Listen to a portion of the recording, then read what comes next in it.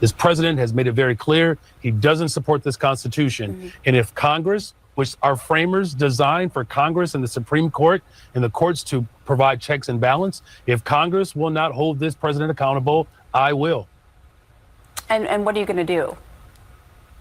Well, just this past week, I signed another executive order. We have 3 sweeping executive orders to make sure that the fundamental right to protest is intact. We're making sure that people know their rights, and all of our sister agencies and city departments are working in accordance with the local ordinance. And then now public property that the city owns, ICE cannot prepare its weapons on school parking lots. ICE cannot prepare to disappear families in the parking lots of libraries. That's not what these public accommodations are for. White House says that they're doing what they're allowed to do under Title 10, the law. They say that these operations are designed to protect federal facilities and officers.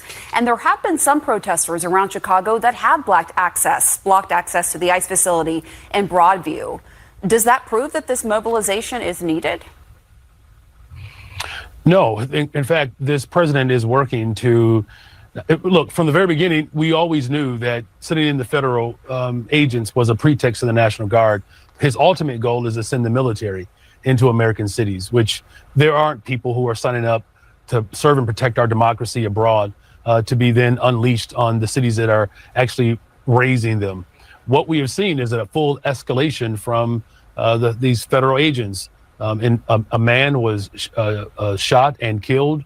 Another person was shot by federal agents just this past weekend. They unleashed tear gas on my local police department. Over 24 police officers were subject to this type of violent escalation. The people in Chicago are very clear about our fundamental right to protest. That is a fundamental right for our democracy, and that's what we're going to continue to protect. Now, the woman that was shot, DHS has said they did that for defensive reasons. She was car ramming, but there are certainly questions surrounding that still. But when it comes to what I had mentioned, for example, protesters blocking access to federal buildings, what is your message to those protesters? I mean, do you support them blocking access?